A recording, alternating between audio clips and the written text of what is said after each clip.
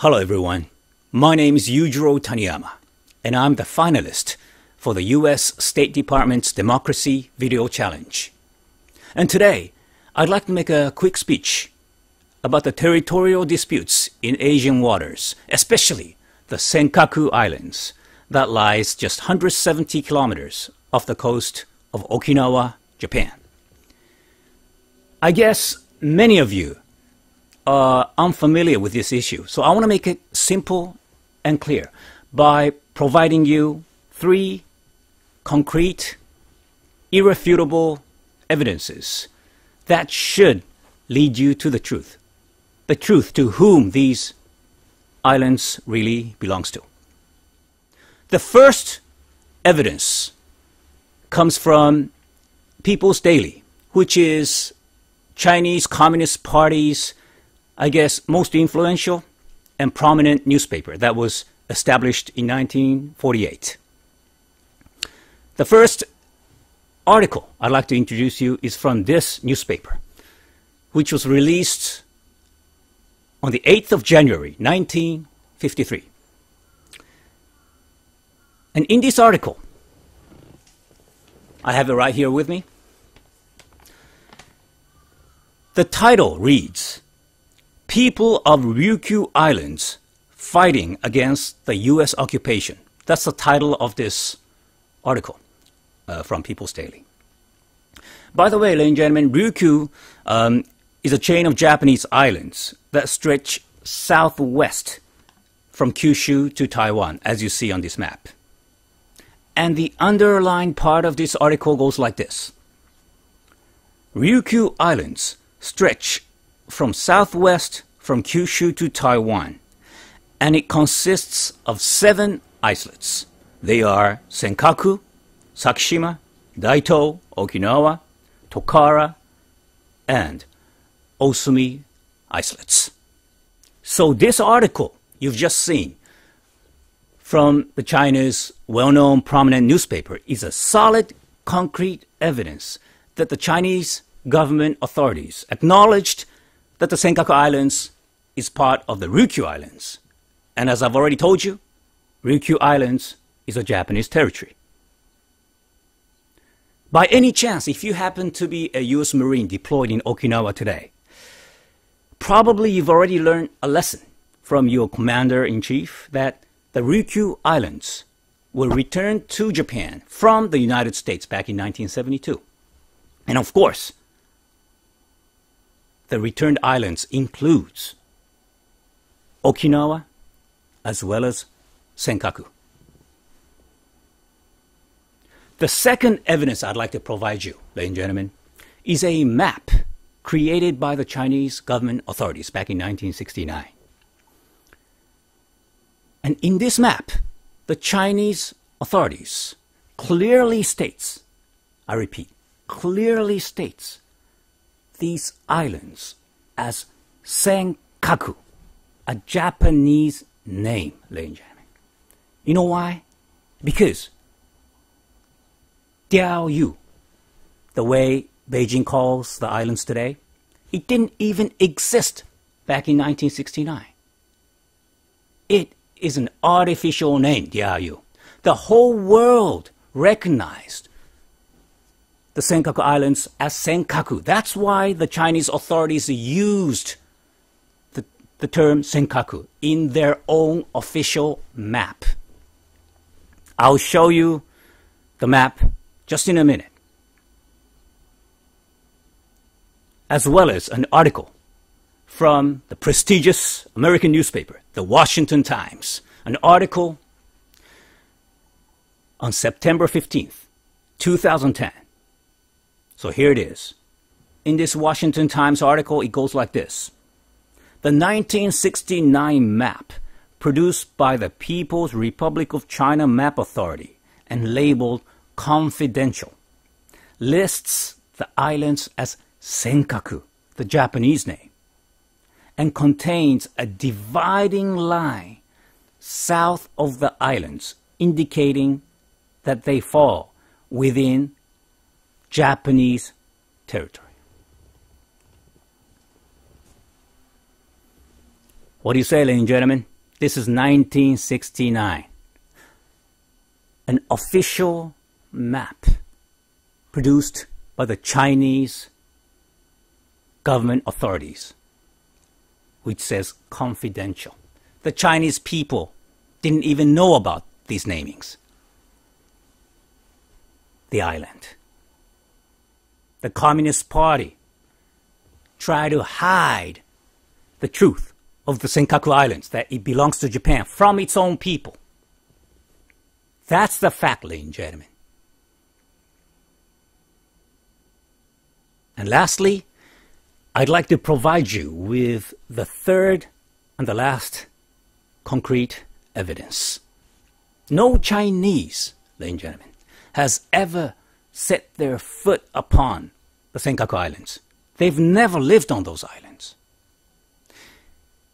If you happen to be a Chinese citizen and watching this YouTube video clip at the moment, in which I don't think you can, because China is not a democratic country, you can't see YouTube. But if you just happen to be a traveler in, say, Singapore, Marina Bay Sands, a hotel, if you're in a democratic world and watching this video clip, and if you're Chinese, and if you claim that the Senkaku is Yaoyu, the way you call it, and you own the islands, the territory, please show me the proof. Please show me the evidence that you people had lived there before. I don't think you can. I don't think you can give me the evidence, because the Chinese people, they never have. I'm talking about the fact here, the truth. Whereas we, the Japanese, we have the proof. We lived there over 100 years ago. The photographs I'm going to show you just in a minute. It is a hard evidence that proves that the Senkaku Islands belongs to Japan. In 1896, Japanese government gave permission to Koga Tachiro, who was a wealthy businessman from Kyushu, to go to the Senkaku, and build fish flake factory there, to do a little business. Furthermore, Koga Tachiro also built the albatross factory. You know those birds? He took the feathers out and sent those high-quality feathers to Europe. And the Europeans made pillows and blankets from the feathers to sleep cozy and comfy in winter. This is a fact. And in these photos, you see a ship coming into the dock the Japanese built in Senkaku.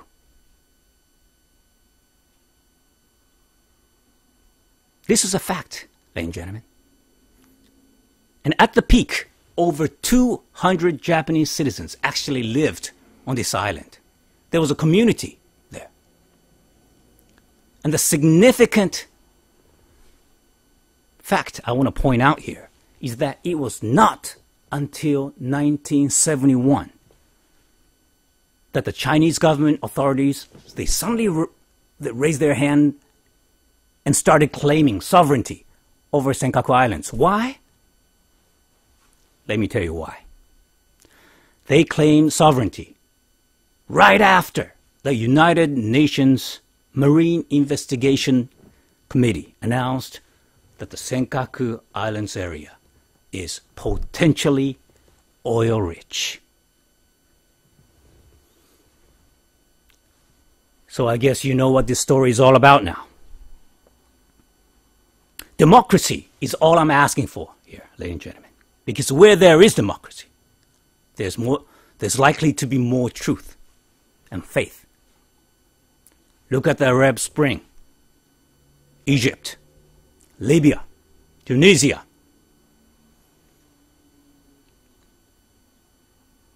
And the truth here, and the reason why I'm making this video right now, is that China is not a democratic nation. And they've been hiding how many of their citizens were run over by tanks in front of the Tiananmen Square back in 1989.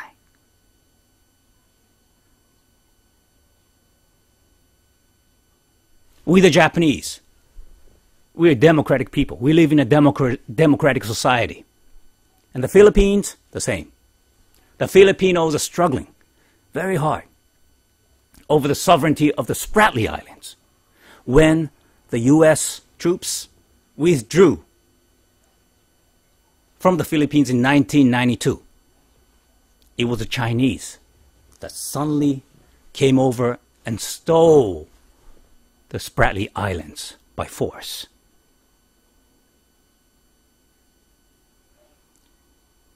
The Vietnamese, they've been struggling too against the Chinese over the sovereignty of the Paracel Archipelago. The Chinese military took over those archipelago by force, once again, causing huge outrage in Hanoi. There's been demonstrations in front of the Chinese embassy in Hanoi almost every week. We have to fight for the truth, for the right of the people, for democracy, not to let the Chinese do whatever they want, because the countries are supposed to be equal. We know that the nations should be equal. And that is what democracy is all about. I think you already know, but China is a master of stealing other countries' territories and a master of fabricating history. If you don't believe me, just go to the nearest DVD store and borrow Brad Pitt's movie, 7 Years in Tibet, or just go and ask Mr. Richard Gere or Mr. Dalai Lama. The Chinese invasion of Tibet in 1959, it's stated as liberation in their textbooks. Korean War, the same. And talking about fabrication in history, that is exactly what is going on in Senkaku Islands, the Spratly Islands, and also the Paracel Archipelago today. The territorial disputes in Asian waters, it's heating up just for one reason. It is because China is not a democratic nation, which does not follow international orders nor international law. But instead, the Chinese government authority, their intention is to turn these Asian territories into Second Tibet and Mongolia. And we, the people of the democratic world, we cannot allow that. We should not allow that to happen. We have to unite. That is why Japan is working closely with the Vietnamese and the Filipinos to bring justice and peace within the region.